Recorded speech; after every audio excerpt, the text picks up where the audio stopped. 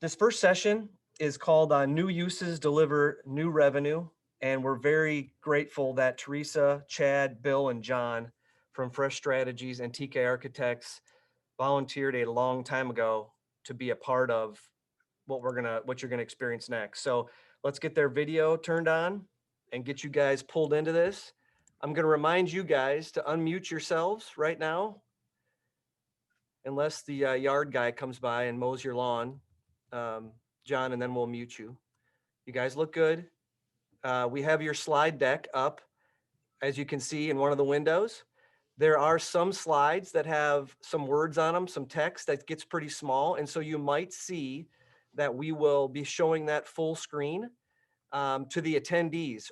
Just like we told you in training this week, what you're seeing might not be what's being shown to the live world. So please do your best to stay focused on this group right here. When you see me come back in, John and I come back in, and our video becomes live again, it's either we got questions from the audience or whatever, right? And so we'll kind of jump in possibly when that happens and kind of help you guys out with what's going to happen next and transition to the next show. When you want to change slides, just say change a slide. You guys have some polls that you wanted to show. We're going to put those polls up right now, and we'll start getting answers to those polls. And then we'll come back in a little while and we'll share them with you, if that makes sense. Thumbs up. Theresa, say something. Yeah. John, say something. Thumbs up. Nice. All right. Who's going to start? Which one of you starting first? I believe that's me. Not a boy, Bill. Way to step up. We need the guys like you. All right. So there's your first slide. We're going to go away. We'll see you in a little while. Good luck.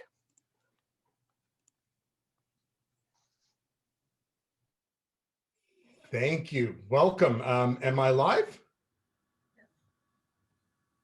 I believe I am. Great. Welcome, everyone. Welcome, everybody, to Not 2020. Welcome, everybody, to the Dine-In Cinema Summit 2021. And welcome to a brave new world of out-of-home entertainment possibilities. And I also welcome you all to the start of the new Roaring 20s. As a matter of introduction, my name is Bill Tishler. Previously, for about 20 years, I was the Vice President of Design and Construction at Canada's largest theater exhibitor. And I've been speaking internationally for over 10 years. And I've been preaching the notions of innovations within this amazing industry that we've all been involved with for so long. I've been preaching evolution, and I even preach revolution at times, much to the chagrin of my my previous employers and some people who are quite traditional in their thinking around movie exhibition. One thing that I'm quite proud of is in my nearing the end of my tenure at Cineplex about 2 years ago, we did create a strategy around the movie theater of the future. And we actually designed it, and my previous employers are in the process of actually executing on a variation of our theater of the future. A very exciting strategy, a very exciting new build. And just to give you guys just a bit of insight into it, it was actually over a 12-month process. Creating that strategy involving every aspect of the business to ensure that we were missing nothing as we move forward to innovate in this amazing business. So let me just give you a state of the industry, with respect to pre-COVID situation.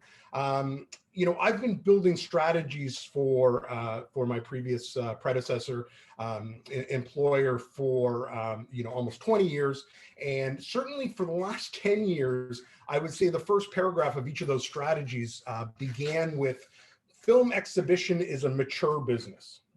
Now, looking at that today, 10 years later, I can ask myself, we can ask ourselves, are we relevant today as we were 10 years ago?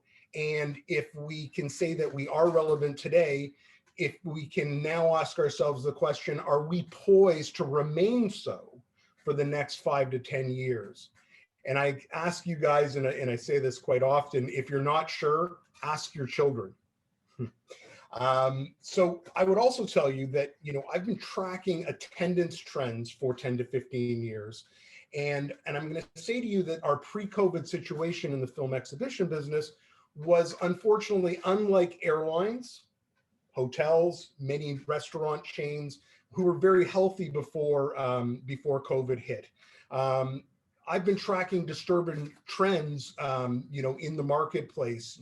Certainly we are seeing less annual turns from Gen Z, millennials, and then on the upside, we've definitely seen some great trending to the positive around premium offers, adult offers, that kind of thing. So I would say about 7 years ago, anecdotally, I created a strategy at Cineplex, which was called a youth strategy. And I'm quite honestly, I was probably laughed out of the room, and by industry professionals who looked at me and said, why would we waste our time on something like that? These are demographics that are coming. They're coming at record numbers. Why do we need to, impart any time or effort into something like that? Unfortunately, I think at Cineplex, we were using data to drive our future endeavors without looking at the sociology, anthropology, trending around disruptions in technology, studio relations, issues around fewer films being made, a divide between priorities between studios and exhibitors. And this has been something that we've been watching for many years in pre-COVID, which certainly has come to light in a more, solid view with respect to, COVID hitting us with respect to this. So I guess what we really need to look at ourselves from a pre-COVID standpoint is, were we really resolving for the next generation of consumers? And it's something that I continue to preach. And in a post-COVID world, I think it's something that we need to prioritize at all times. So during COVID, mind my French, an industry shit show. There are virtually no revenues. And not only were there no revenues, but we really saw as an industry no control over that revenue. And certainly government intervention, the pandemic, the truth of it all being that we literally had no control. And this resulted in many of us being in default of our leases, certainly a deteriorating relationship with landlords. Certainly from a studio standpoint, films have been delayed. Experimentation and implementation of day and date film release. The issue of film windows is, maybe I'm exaggerating when I say that notion is broken right at this time. And I'd hate to say it, but I mean, there are many people on this call today who have landlords who are actively shopping your space if you are in default of your leases and looking for other uses for that space. Now, in the upside from an exhibition standpoint is the landlords are having big trouble, with their issues around retail and with the large amounts of square footage that are available in their spaces. It's not an overnight solution that's available to them specifically. So if we look at post-COVID as an opportunity, we certainly know that the windows will resolve themselves, and unfortunately, the studios will benefit, and exhibitors will be left with, clean up the pieces and figure out ways to figure out our revenue models in a post-COVID world. There's no question that an older demographic will return to our cinemas, which is a fantastic thing, and the tentpole strategy around film release is going to attract back attendance. Much to the success of of studios, but again, leaving exhibitors to fend for themselves and figure out other ways of attracting, consumers outside of those tentpole films. I think that what we're going to wake up to very quickly, if we haven't already, is that we are going to realize that our facilities are just too big in this new world. We are also going to realize once and for all that we are too reliant on Hollywood film to remain successful in the long term. Now, With all that said, I would like to say that we have a tremendous amount of opportunities ahead of ourselves. Like I said, welcoming everybody to the roaring 20s, there is no question that once this vaccine hits and we have a right sizing of everybody's expectations around the COVID situation, people are going to want to get out of their house. People are going to want to get back into our facilities. It's going to be to our opportunity for us to be able to reimagine our businesses, to repurpose our spaces, to reinvent the way that we think about our businesses. And I think that I've always really come back to the idea of evolving the value proposition. The passive movie-going experience has been under siege for close to 100 years now, with the advent of new technologies and disruptions in technology.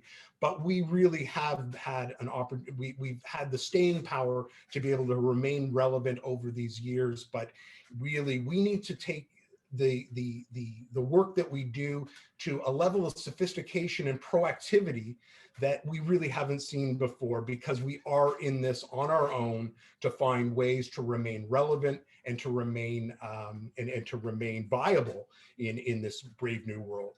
So we really need to look at issues around evolving our growth strategies. How many new builds make real sense in this new post-COVID world?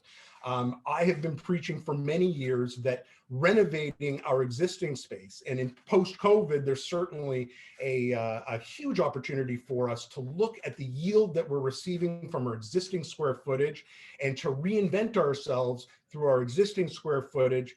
Do we really need more square footage in this industry? That's the challenge that we have on a market by market basis, on a business by business strategy and such. But we really need to look at strategies around this.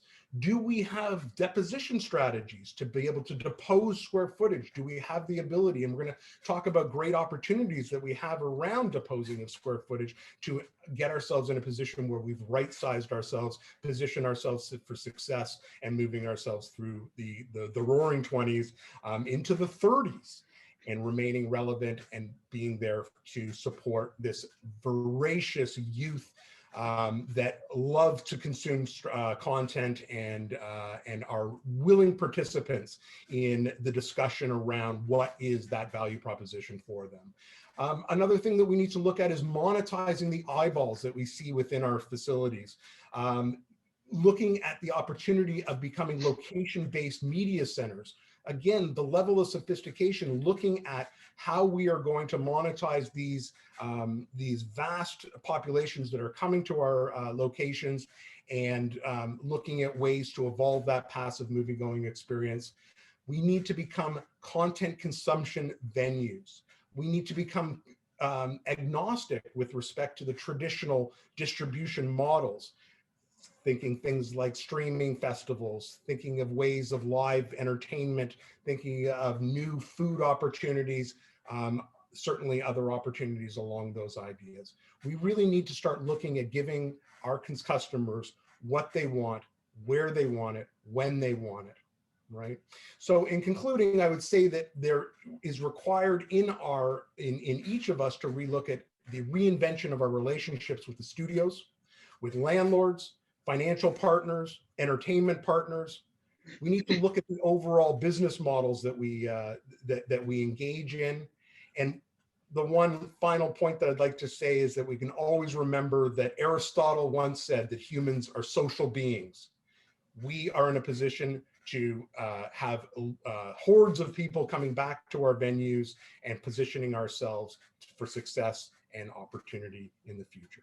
I'd like to introduce John Plumpton, our strategic design partner at Fresh Strategies. Fresh Strategies works with many exhibitors around the world to reinvent themselves, to relook at the opportunities that lie ahead of us. John and I have been working together for close to 15 years, and we're going to talk about an innovation that we created, a renovation that we did close to 10 years ago. But I'm going to turn it over to John to talk about some specifics around the physical plant and opportunities. Thanks very much. Great.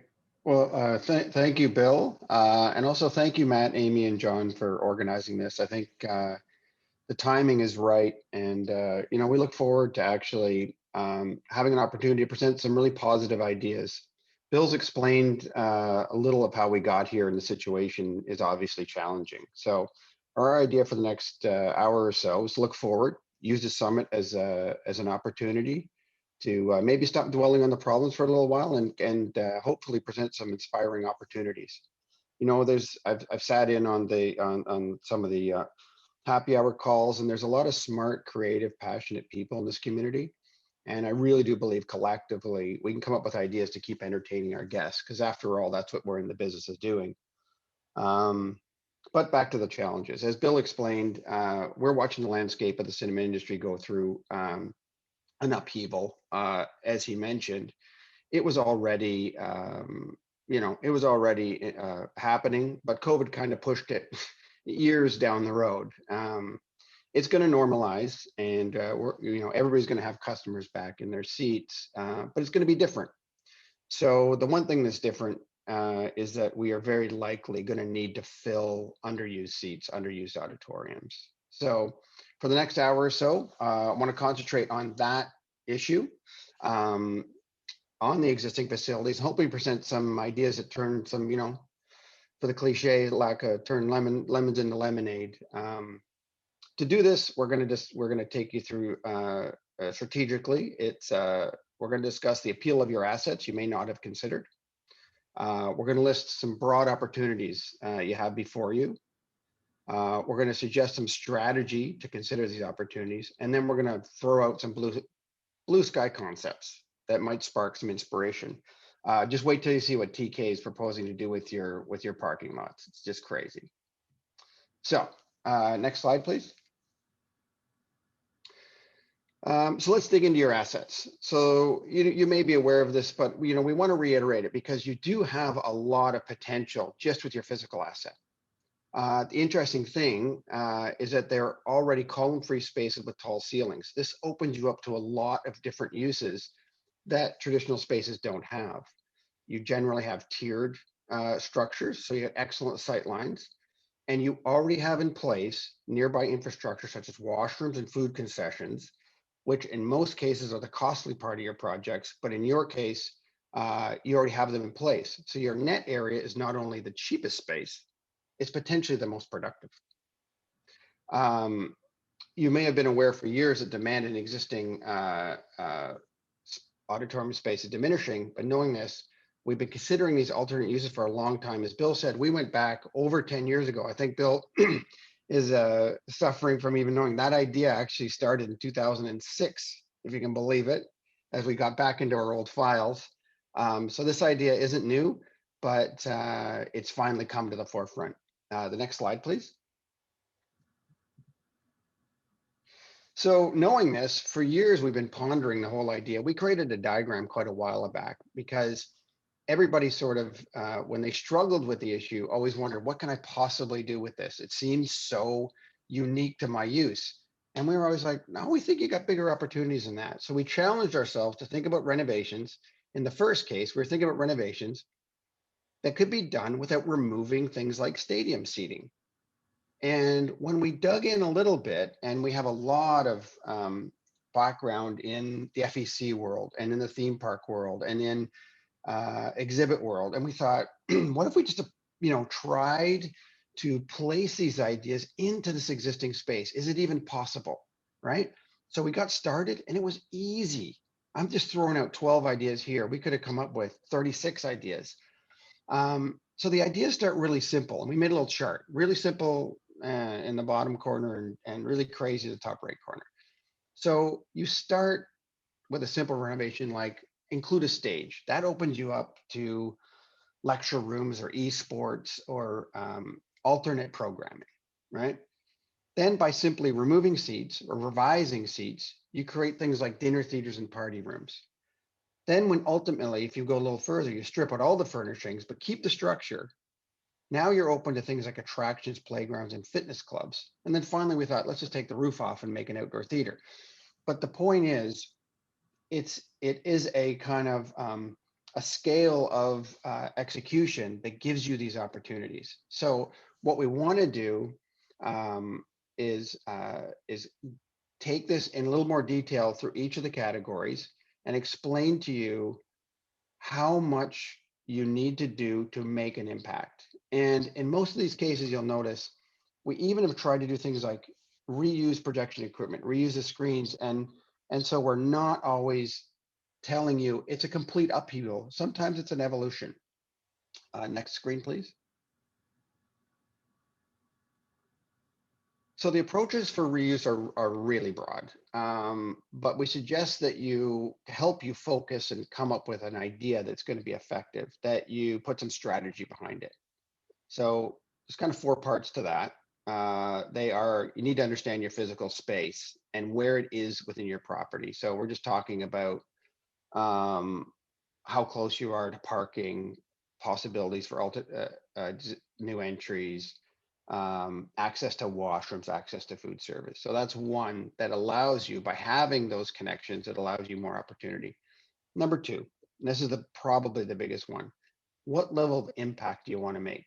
Do you want to make a more subtle evolution with alternate viewing and some simple revisions, or do you want to make a huge splash in the market with a brand new concept? Number 3, and this is interesting because you got to love what you're doing. What business are you comfortable being in, or do you want to be in? So sometimes you'll find an idea that actually works from a business modeling point of view, but it's not something that you, your staff, your company's interested in doing. So that's also another filter to do this. And then the last one, and this is the most difficult right now because there's just so much uncertainty. How much do you or will you have to spend on a new direction?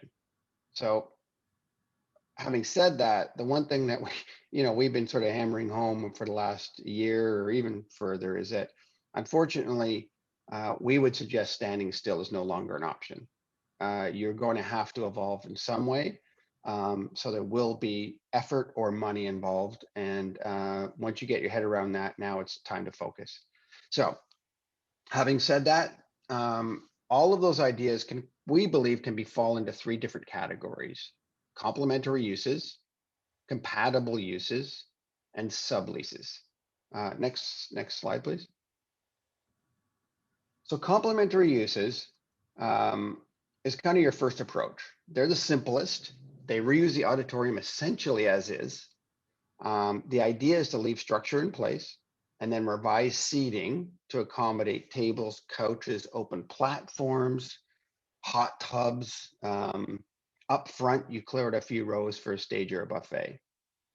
These kind of uses include dinner theaters, esports, comedy shows, sporting events, corporate presentations. They're still seated events, generally viewing something on a screen or on a stage, but now they no longer rely on content from the studios. Many of you have already gone down this road, but it's something you may have to pursue more aggressively. In a silly analogy, if complementary uses were Tom Brady, he would leave New England and still end up winning the Super Bowl.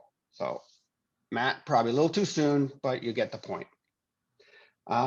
These uses usually have a higher ticket cost, but are less frequent. So the total gross revenue replaces the previous total cinema revenue.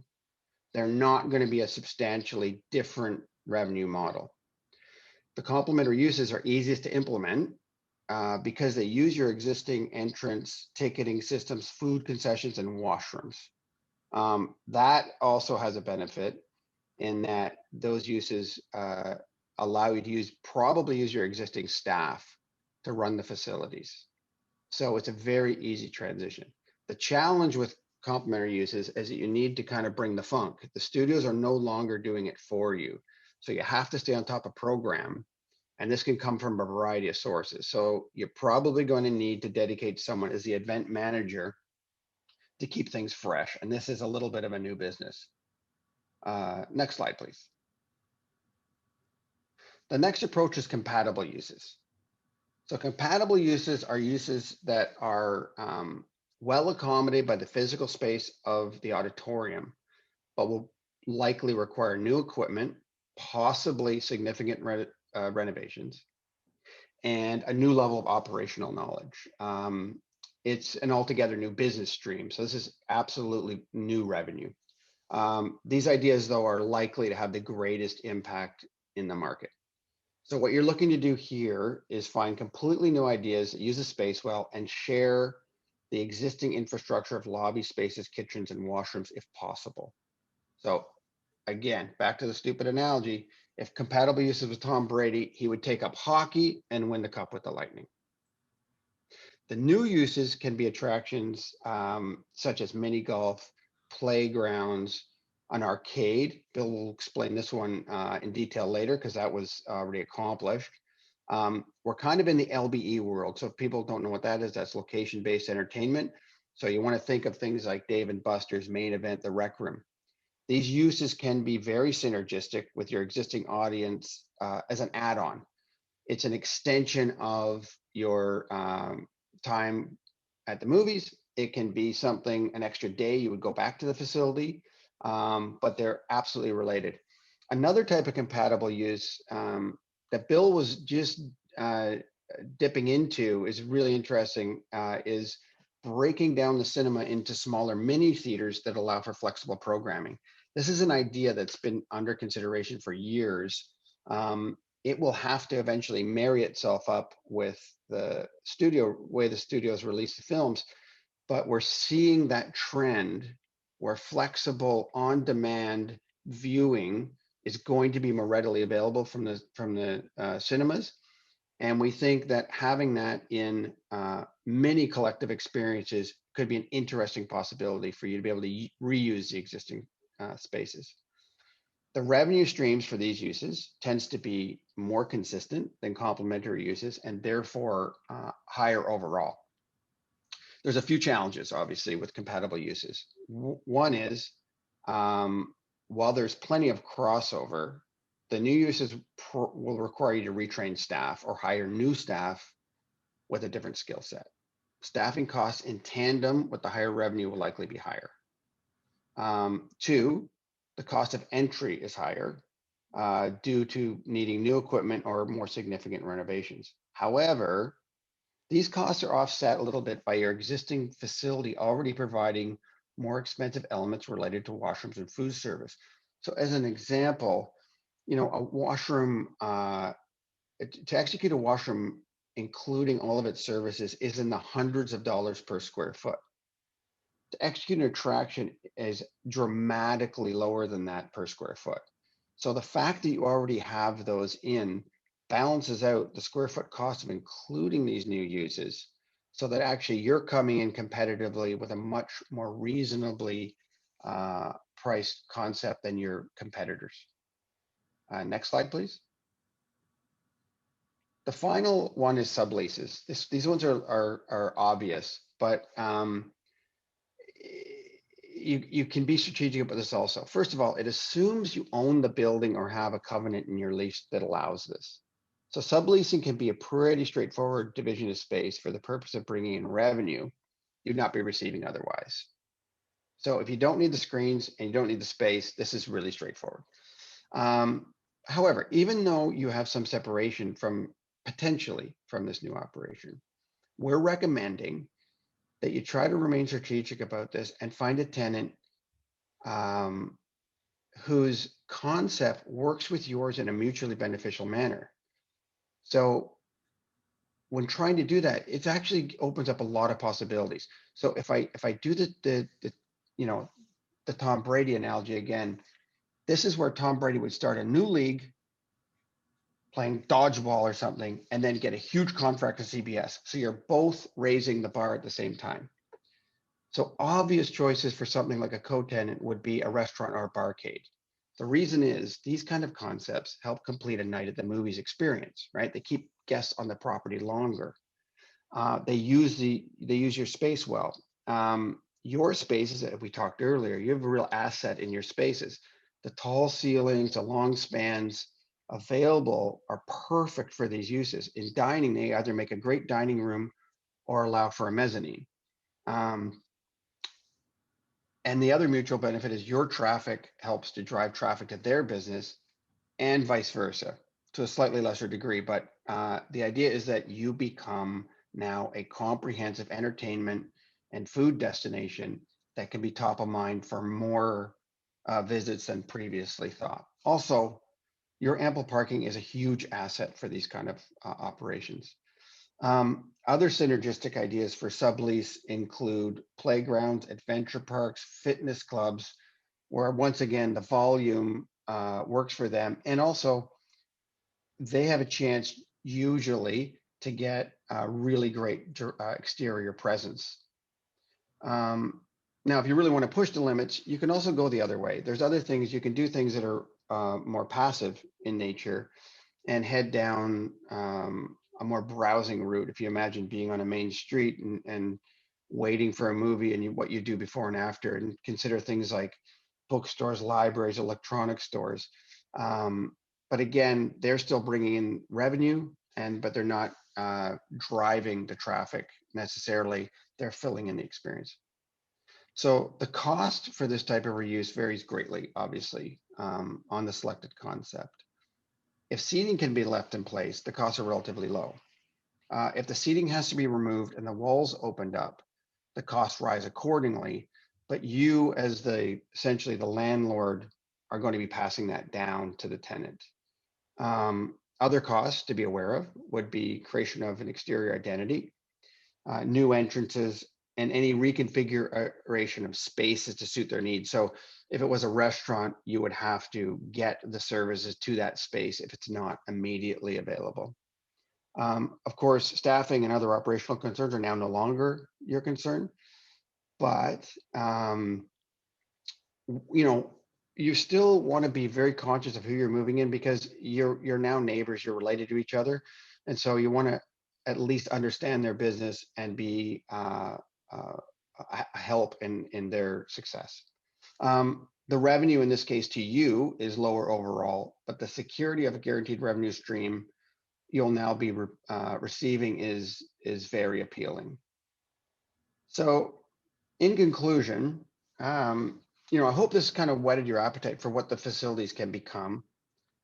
If this is a path you believe is a route you want to pursue, we encourage you to keep a couple things in mind. One, be strategic and try to make your new uses, whether it's you're going to run it or whether it's a subtenant, synergistic with your current operations. And two, choose a concept that interests you and you will enjoy putting the effort in to get rolling. So thank you for the time. I'm going to now hand things over to TK Architects, who I know are going to show you some pretty amazing executions of new uses that they've been developing. Thanks, John. And John, with Venue Valet, if you want to keep it big on the slides, that would be great. I'm Theresa English with TK Architects, and Chad Philhour is here with me also. You'll hear from him in a little bit. We think that, despite everything that's happened in the last 10 months, that the future of cinema is really bright, but we also think one of the important parts of that bright future is supporting the charities. So make sure that you are donating to Variety, and let's go get that whole match. Let's just blow that out of the water. Next slide, please. And there we go. So TK's been around almost 40 years, and we feel like that's a really important longevity aspect to have for the industry. And you can see the stats there on the screen, as well as some of the services that we provide. We think having engineers, both structural, mechanical, electrical, and plumbing on staff is really important, and it provides a great benefit to our clients. Next slide, please.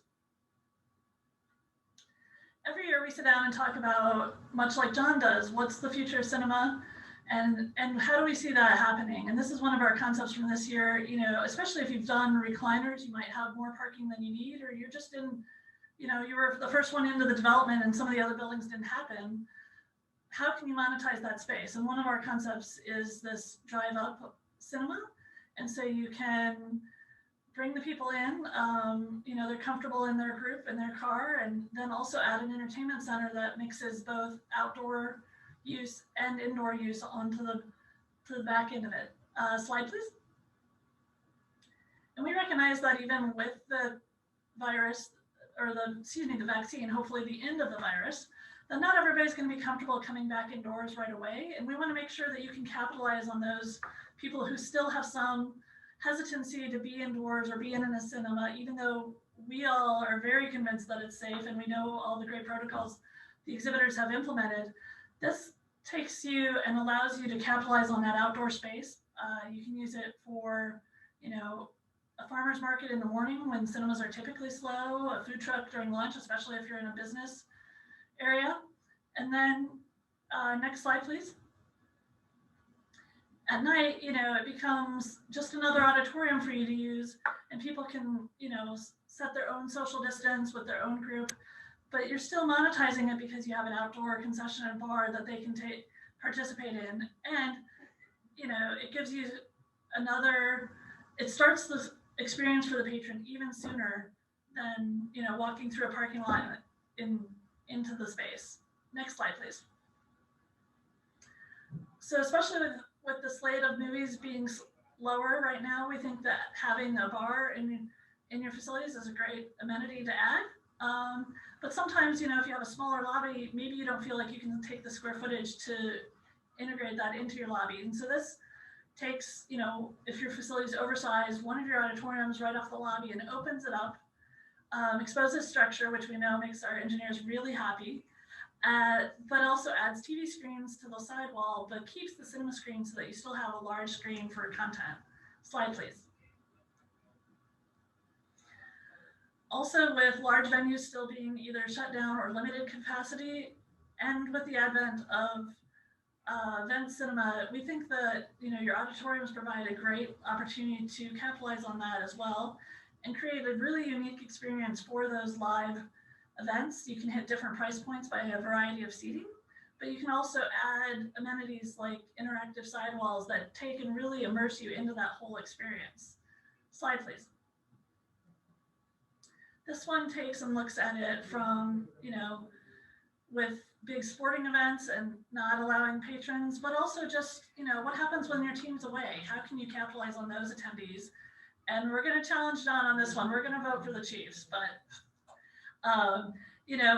also with it, thinking about it as a live venue, you can think about a more social seating that also works great for this dine-in aspect. Slide, please.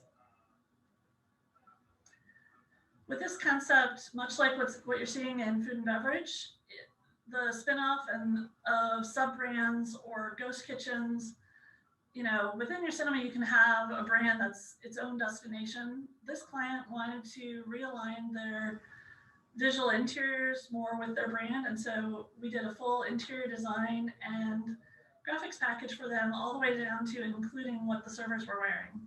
And so this was one of the early renderings, and you can go check out our website to see some of the slides of how closely it ended up resembling this rendering. Slide, please.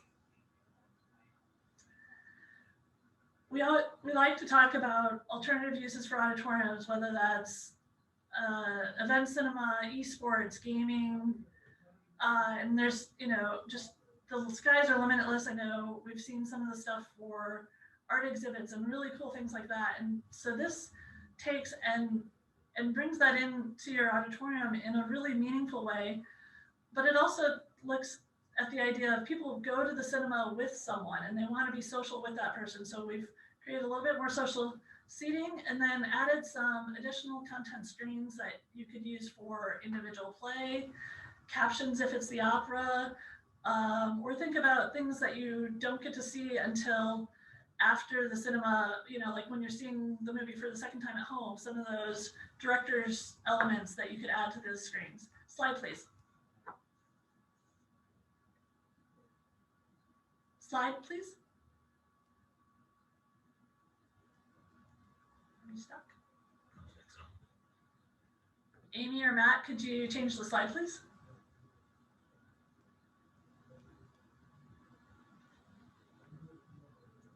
I'm not frozen. There we go. And so since we're at the Dine-In Summit, we wanted to include a concept that's really special as far as how you integrate food and cinema. We know that's a special thing at the heart of what we're talking about today. So this takes that idea and combines documentaries with a kitchen presentation. And so you can talk about where the food came from, how it was grown, and then you have a chef presentation about what they're going to serve you and why, and you pair that with the documentaries. but it also adds multiple screens so you can really see the experience from wherever you would sit in within this new concept of an auditorium. Slide, please. You know, we think one of the great underutilized spaces is your roof. This is one of my favorite concepts that we've done. I think it's a lot of fun, you know, especially in a great urban area. You know, what better way to capitalize on that roof? But one of the other things with being dine-in cinemas, you want to think about, you know, farm to table. Well, can you use your roof for growing herbs and vegetables and things that you want to serve in your facility? And so with that, we hope that, you know, you'll think outside the box, or maybe in this case on top of it. And I'm going to turn it back over to Fresh Strategies for their case studies, and you'll hear from Chad in a little bit. Thank you so much.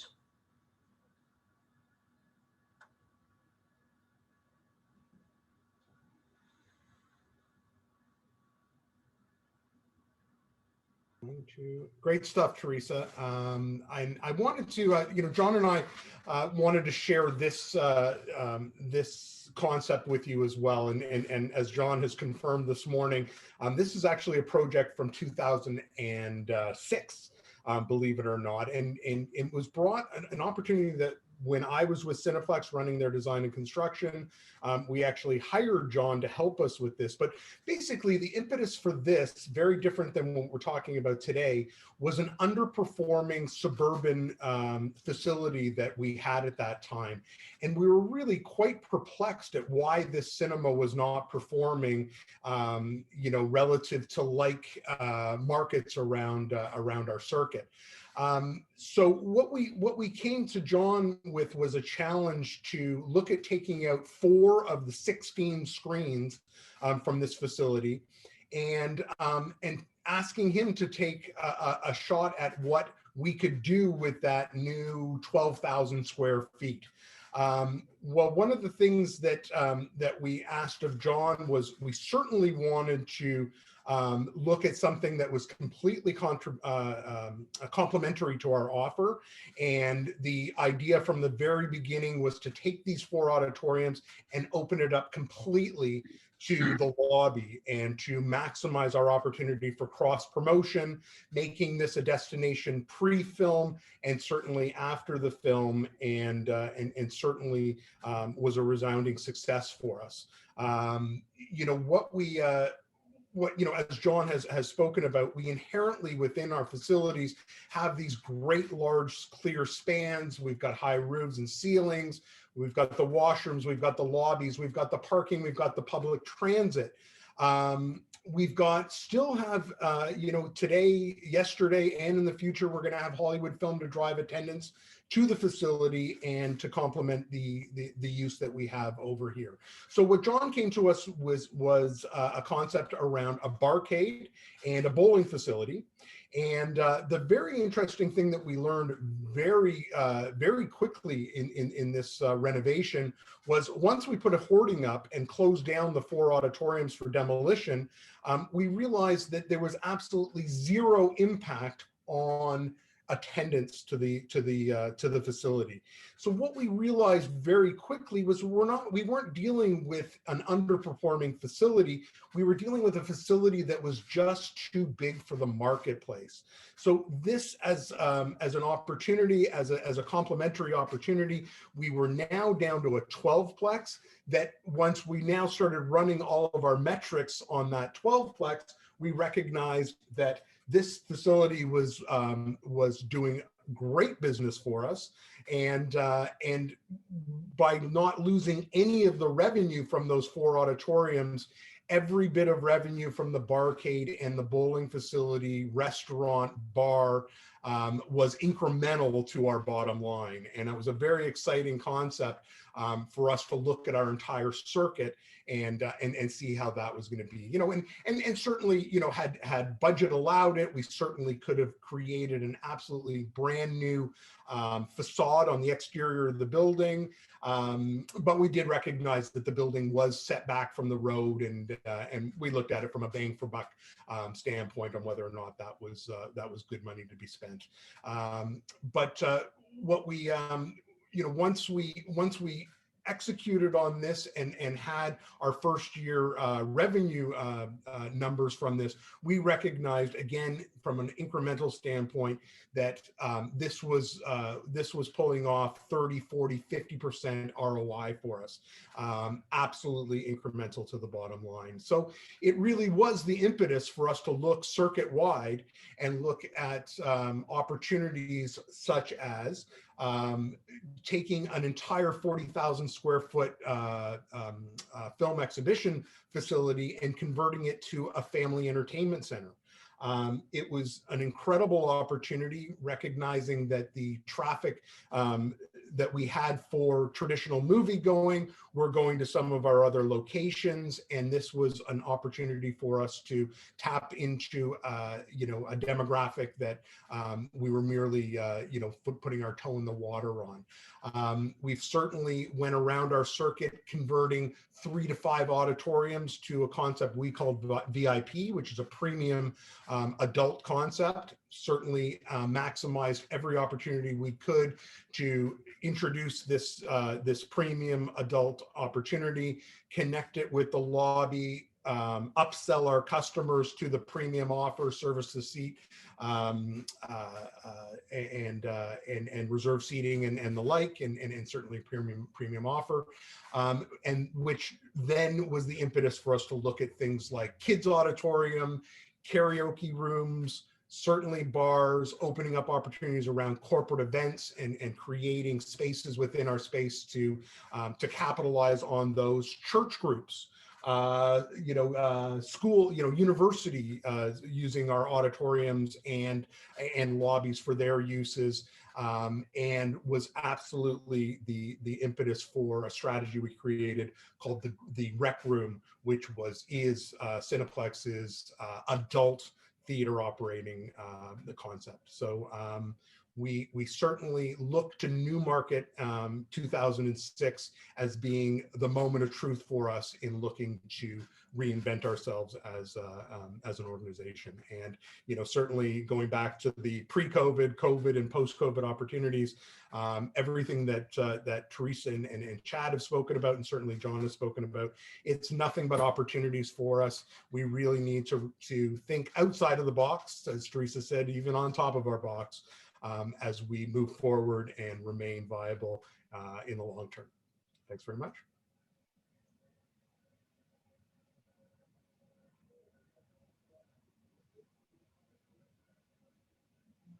All right. Morning, everybody. You can make these slides large as well because there's a lot of content on them. I'm going to run you through 2 case studies that we looked at, one involving a cinema and the other involving a retail. One of these I hope to get built soon. The other has been built and is operating. I think you'll see some information on it later today. Next slide. So this is an existing cinema, 60,000 square foot, 14 screens, very standard. Our friend Rob Novak probably appreciates this one. Next slide. All right, so this is a shift back to startup mode, right? As the market slowly reopens, exhibitors need to find and reevaluate what they invest in from their business past COVID, right? So the existing cinemas may be too large for the new market we're about to enter. The limited release of products, the new streaming deals have reduced the need for screens, and possibly even some of these medium to large screens, right? Because you don't have to carry stuff as long. There might not be as many tent poles that come out. So de-screening to incorporate another revenue stream is an option to preserve your business. Utilizing these large volume spaces that you get with auditoriums is perfect for an FEC. It's this diversity of thinking brings about different results, right? New uses can deliver a new revenue stream, as our title kind of hinted at. So right-sizing your conversion is key to a profitable rebrand. You gotta consider the correct number of screens you need for your particular area. There's this rule, right? Focus on 80, the 80-20 rule, focus on 80% of the market, 20% sub-market. So before COVID was happening, we were already seeing this trend for these 6 to 10 screen theaters, right? And COVID has just pushed it faster. The thing you want to consider how many attractions you want to have in your FEC. These are the impression points that you're going to have on your guest. And typically what we've seen, you need around 6 attractions. And the placement of these and the synergy between the attractions is very important, right? Because you don't want to create any kind of cannibalism between your attractions. So what we're showing here is you have a bowling alley, an arcade, mini golf, an adult lounge, F&B, and then cinema becomes another attraction. So as you can see from some of the metrics here, on average, people go to an FEC 5 to 7 times a year, and they stay about 3.5 hours, right? So you're going to have them for a long time, and you hope that you capitalize on the cinema aspect and the FEC aspect, so you get this kind of cross. So what we did is we took 5 auditoriums, which was about 25,000 square feet, to insert these attractions. Next slide, please. The 3 most important revenue streams for the FEC are the arcade, mini golf or laser, some sort of big attraction like that, and then food and beverage, right? Biggest one there. These elements need to be up front and center. So you can see how we laid it out, right? You walk into the arcade, the concessions is just to the left, and the mini golf is one of the first things you view. So with your food and beverage component, the cafe and kitchen service the entire facility and need to be your main focus, right? Sizing your kitchen appropriately to provide a menu catered to your guest is paramount, right? You plan for capacity, but don't oversize. You want to allow for a minimal expansion, but you don't want to have too big of a kitchen because you're taking away from other attractions that you could have that are generating revenue. So here's 3 sizes depending on how big your facility is. There's tier 1, which is kind of the concessions, tier 2, which is a cafe or a walk-up, and then if you're a large venue, 45,000 square feet plus, you probably want to have some sort of restaurant component, something that kind of stands alone. Next slide, please. So here's some renderings. As we developed this, we did renderings to show the space. This was an existing theater, low lobby ceilings, but incorporating this food and beverage component, the cafe, right as you enter was very important. Next slide, please.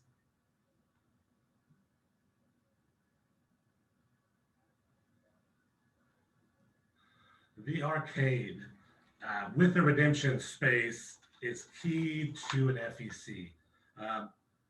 You want to incorporate some sort of a mixture of games, right? Maybe some nostalgic games, new games that are just coming out, and then some sort of AR, VR, MR, some sort of bigger attraction, because you're going to capture a wider audience this way. The arcade should be thought of very similar to a casino, right? It's a free-flowing space, and it wants to interact with all your attractions. This is what kind of connects everything.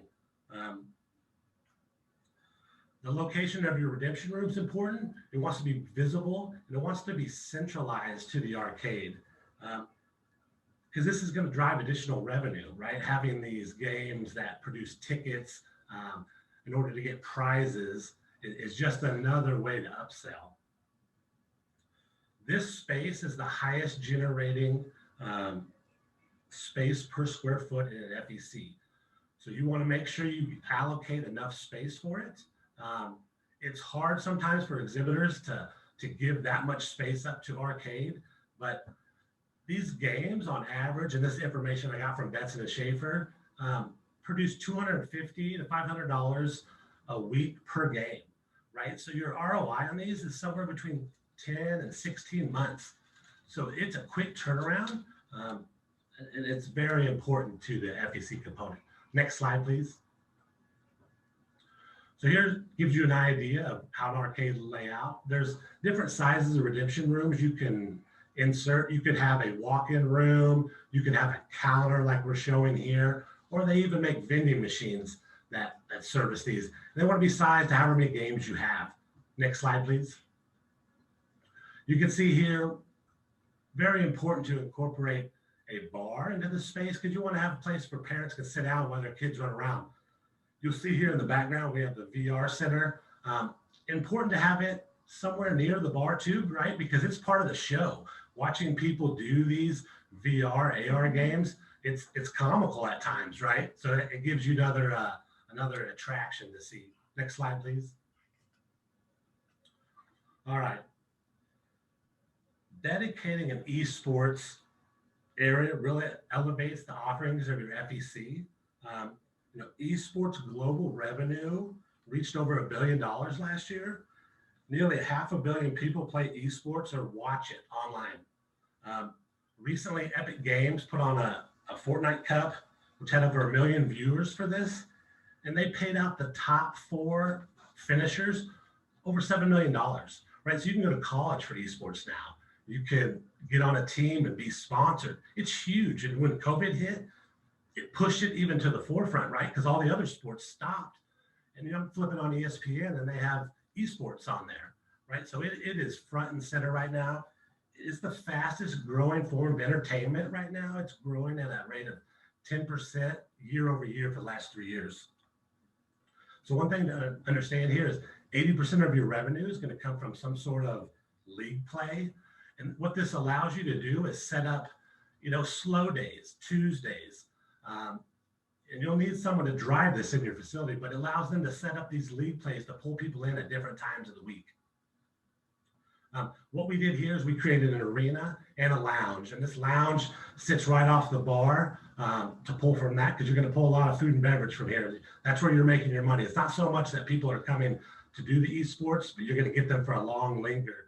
So you're going to get them to eat some food and have some drinks. Next slide, please. So what we did is we have an area that's a little bit smaller. You could sit down, plug in your computer, and start gaming if you wanted to. We have an arena in the background, which you could see into, kind of to pull that visual cue. Next slide, please.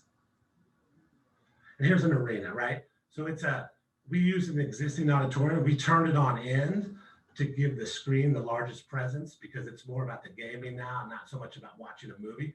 You need a stage, you need a podium for a commentator. And then again, this could be used for esports, but this could also be a flex space that you could use for different components. It doesn't have to be esports. Maybe it's that a couple times a month. Maybe it's some sort of a lecture hall the other times of the day, right? This is kind of a flex space. Next slide, please. So what we thought was important too was also to create an adult lounge, right? Someplace that's very themed for adults. Kids aren't going to want to come back here as much because they have the games they can go into. And as you're designing this, you'll see what we did with the interior design. It feels very adult. It doesn't feel kiddie at all. Like I said, the arcade space is what's going to drive the kids. It's noisy, it's loud, it's bright. It's got all the fun games. This adult lounge has more nostalgic games, right? Like darts, duck pinball, billiards, games that you can play with a drink in your hand, right? Because that's what's important. You buddied up right next to a bar because that's where you're making your money. Again, it's not on these games. These aren't very expensive games to play, but they're games that create this experiential quality, right? For these young adults, something for them to go and have fun at. It's important to think about these. You need to really elevate the design. Don't just throw a pool table that's coin operated or those plastic dartboards, right? You want to create something that's nicer, a little more rich feeling. For these FECs, it's important to have an adult space too, because you can't be everything for everybody, but you certainly can create different attractions or connection points within the facility that could be for different demographics. Throughout the day and even the week, you're going to change clientele, right? You might be more family centric during the week, and on the weekends at night, might be more loungy in getting those young adults and millennials. Next slide, please. So like I said, very important. You got to center this all around a bar. And like I said, you're pairing these nostalgic games to create this experiential quality. What we did here is you have a dart lounge in the back, duck pin bowling off here to the right, and billiards tables over here to the right. Very important to incorporate some sort of soft seating comfortable areas where people could congregate. Next slide, please. Like we said, you got to elevate the design a little bit, use some nice finishes, nice slice fixtures, comfortable chairs, and different types of seating for different groups. Next slide, please. Here shows duck pin. Like I said, these games too, you don't have to have a lot of skill, right? So they're fun to play while you're at the bar, while you're drinking. Next slide, please. Here again, like I said, you got to make sure you elevate it with the games that you are putting in here. You don't need many, but you need a couple. The thing that's nice about staffing is you don't have to have a lot of staff to watch these, right? Your bartender can keep an eye on what's going on here. People know how to bowl. People know how to play darts and billiards. They're pretty easy games with limited staff required, maybe a floater on the weekend if you really needed one. Next slide, please. All right, creating some sort of bigger attraction like mini golf. Mini golf's having a major revival right now with all the gamification that's happening. So there's two kinds of mini golf we kind of see. There's this really gamified, or there's this glow in the dark kind of themed park that you can go to. This is an inexpensive group game. It brings a revenue stream that is just another attraction that works within your facility. We feel like 9 holes is a good number because it's not too long, right? So you get people to come in, play the course, and then start using other attractions within your facility. The volume is great that it creates when you get rid of an auditorium, right? You have this taller volume. So what you can do is introduce something like a ropes course over the top of the mini golf. So you can increase your revenue without increasing square footage. Next slide, please. It's this use of layering attractions, which you kind of see in the back with the ropes course over the top of the mini golf. Next slide, please. Here shows how you can really theme. These aren't the mini golf courses I grew up with, right? Where you're just a little green putting around. These are much more involved, much more gamified. Next slide, please. It's important to incorporate some sort of, or we feel it's important, some sort of active game, right? Like a ropes course or a ninja course, something that's going to broaden your audience again, right? You're bringing a bigger demographic. And like I said here, you're using that volume of the auditorium to really capitalize on the space that you have. Next slide, please. Bowling, right? Very important. To us, bowling is one of the key factors for an FEC. It creates this kind of energy and noise. And then again, it's a long linger game too, right? People typically go and play at least 2 games. You know, 49% of bowlers are going to purchase some sort of food as they play a game. And it really stabilizes the F&B component of your facility. When you're laying out bowling, one thing to consider is you don't want to have too many lanes, right? You want to have maybe almost 2 lanes less because it creates people, or it creates a wait time and makes people use other attractions within your facility. One thing that's hard for people to understand is the bowling does take up a lot of time, or it takes up a lot of space. But with the changes in bowling now, you don't need the 80-foot lanes anymore. You can shorten these down, fit within your space. We use 2 auditoriums here. And you can kind of see the demising wall, which will show up in the next slide. Next slide, please. So you can see where all those screens are. That was the old demising wall of the auditorium. So again, with bowling, right, they're a little more clubby now. You want to elevate these. These aren't the smoky, low ceiling bowling alleys that you're used to. These are much more elevated, and they're nice, right? And that nice seating along that goes with them. Next slide, please. All right, creating some sort of a yard space, some sort of exterior presence is very important nowadays with what's been going on.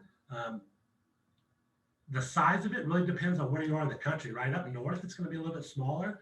Down south, you could probably get away with something much bigger. What's most important about this space is having a bar, right? And having some sort of seating, an area where people can congregate. What games you put in there, not as important, because again, you're not making money off these games. You're making money off the food and beverage component. we showed Yardsie, cornhole, shuffleboard, and we created this small space on what was the sidewalk, right? What this also does is it creates that first impression point when people show up. They can see the active entertainment aspect that's happening with your facility. Next slide, please. Here's a couple of renderings to show you how we utilize this space. We back the bar up to it, right? So you can get this inside-outside bar. Next slide, please. Here's how you can show the game. Some sort of neat lighting feature, green wall. You want to have some sort of the area covered depending on, you know, give people an option to sit in the shade if they want to. Next slide, please. And then again, introducing a fire pit or some sort of aspect like that. People really enjoy these exterior spaces more than ever right now. Next slide, please. And then it shows, you know, cornhole, some sort of other game. You see bocce in the back. Just different components that you can incorporate into this exterior space. Next slide, please. All right, so what we showed you in that case study was a remodel to existing facility, right? So here's the attraction cost. You're looking at about 1.6 million.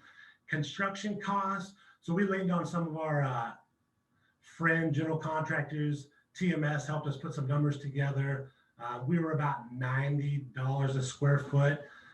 35 of that's for demo, you know, some structural revisions, shoring up those demising walls.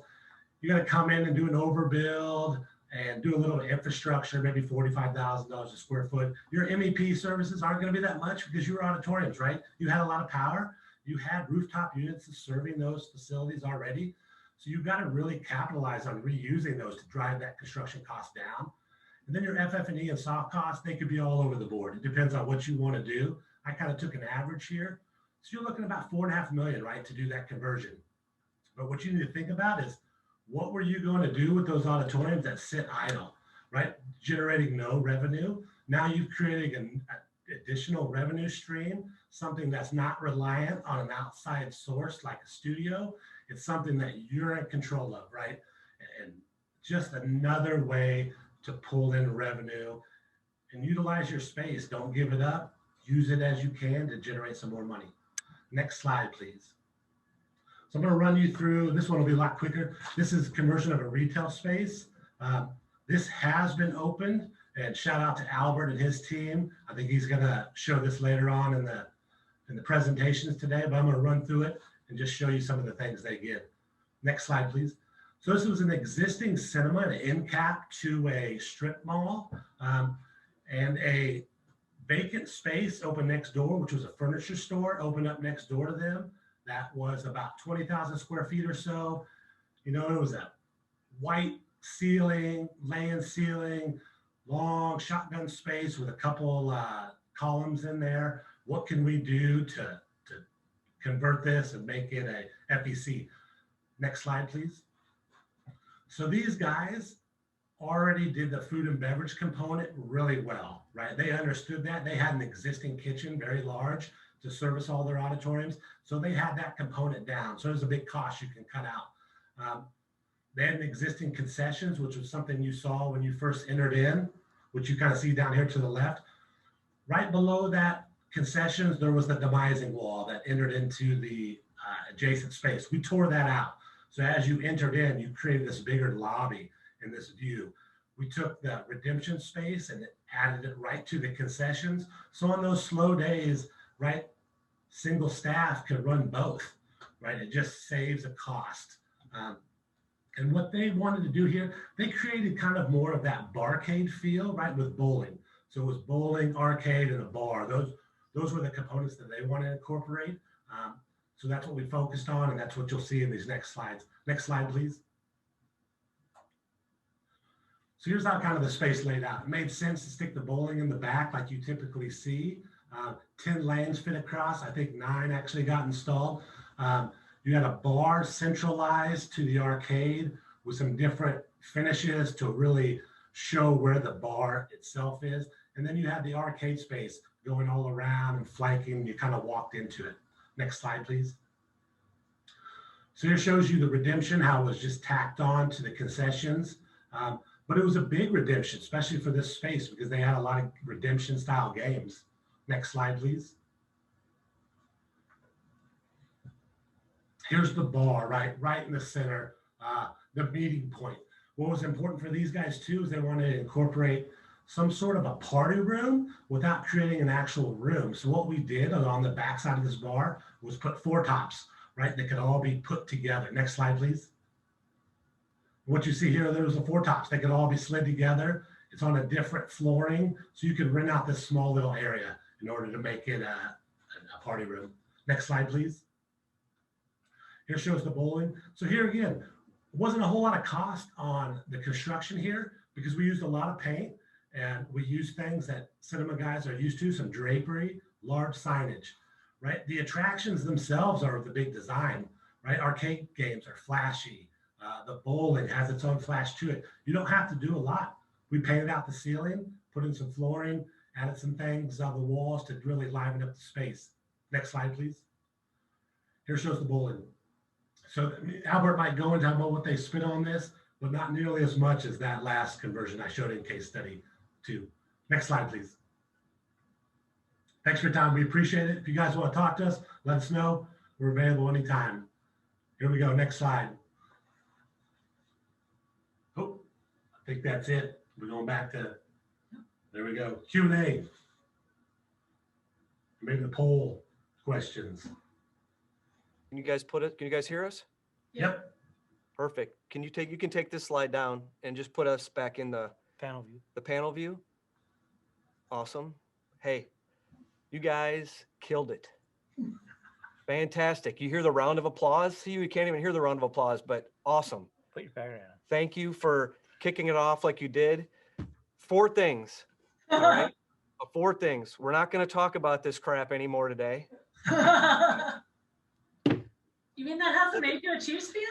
Second thing, yeah, right. Second thing, I learned great advice. Don't put a game in your facility that requires talent. Good, right? Or a game that you can't drink while you're playing it. Fantastic. And then I don't know if everybody noticed, but on those pool tables and all those fancy pictures, I know I could see it because I zoomed in. There was a call button that lets you ring for more beer, right? So 4 good takeaways from that session. Fantastic. Greg Fisher and Vivek Abhishandani. Greg is from Vista and Vivek is from Alamo. You both are getting a $150 Amazon gift card. And Vivek, you get it because you were the first person to register for our summit about 7 seconds after John Holstrom here enabled the registration back a few months ago. Thank you. And Greg, you are getting it because you were the last person to register about 7 seconds before our session, our deal started at 9 a.m. We know both of you very well. We appreciate you being a part of this, for dialing in today. Congratulations on winning a $150 gift card. A reminder, the chat seems to be working pretty well. Apparently there was some sort of Zoom update. If you had some issues, people were saying they could kill Zoom, do an update quick and come back in. So do that if you're struggling. But in general, things are going pretty well. I got a couple questions on the Q&A for you guys that I want to run through. Dusty asked, with these proposed new uses, do you guys have any understanding potentially of what some municipal code impacts are? For example, if you had a playground in your theater or added to your building, are there possibly painful code issues you got to investigate?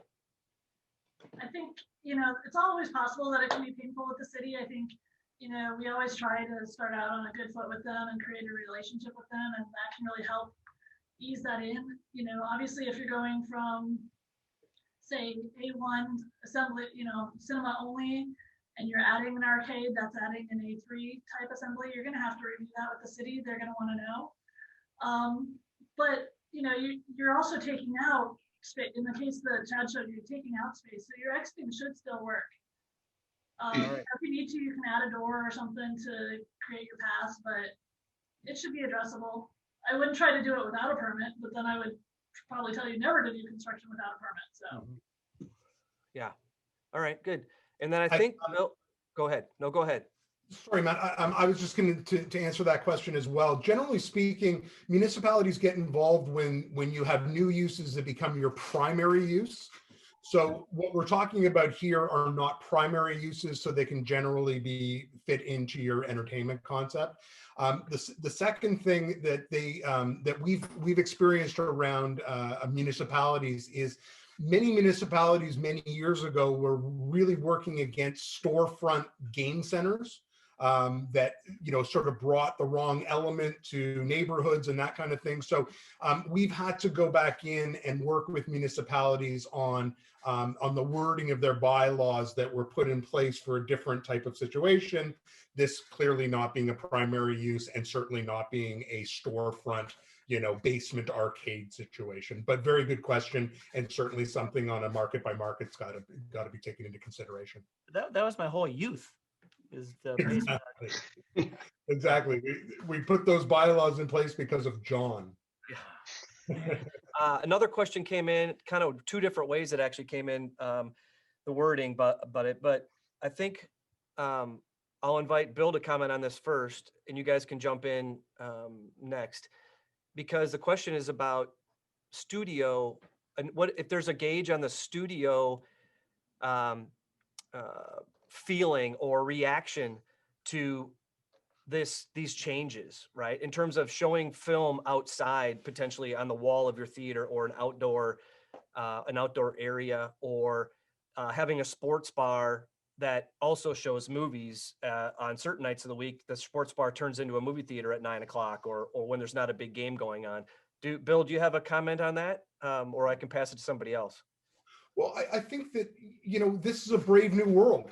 And I think that, we are in a world of varied priorities, where I think that many years ago, our priorities and the film windows set up very nicely to be compatible between exhibitors and the studios.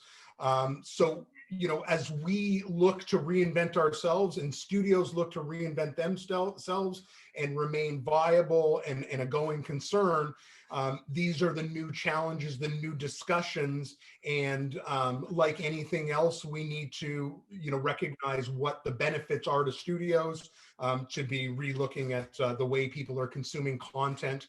And certainly we look to them as critical partners in the evolution of the way we run our businesses. All right. I think, let me review, make sure we didn't miss any other questions here.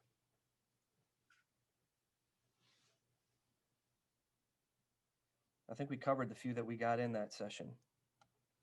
All right. I appreciate your time, guys, and all the work. I know you did a lot of work getting ready for this. Thank you for sponsoring and being a part of TK Architects. Fantastic.